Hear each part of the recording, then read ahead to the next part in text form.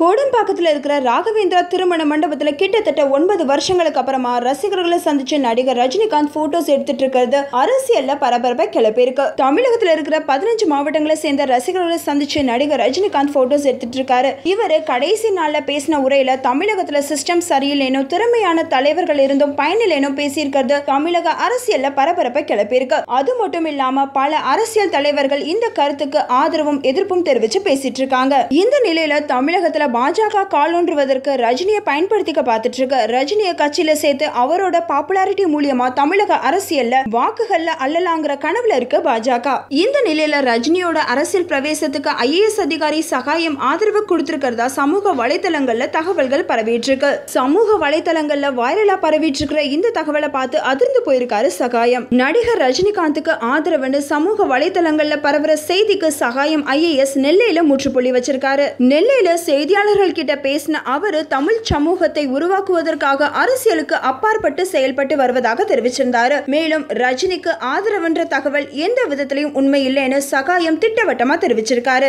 அவரோட இந்த விளக்கத்தின் மூலமா சமூக வலைதளங்கள்ல ரஜினிக்கு ஆதரவுன்னு பரவி வர தகவலுக்கு சகாயம் முடிவு கட்டியிருக்காரு. இந்த நியூஸ் உங்களுக்கு பிடிச்சிருந்தா லைக் அண்ட் ஷேர் பண்ணுங்க. ரஜினியோட அரசியல் கருத்துக்கள் பத்தியும் ரஜினி அரசியலுக்கு வரது பத்தியும் உங்களோட கருத்து என்னன்றதை எங்களுக்கு கமெண்ட் பண்ணுங்க. மறக்காம NET TV for you subscribe பண்ணிடுங்க.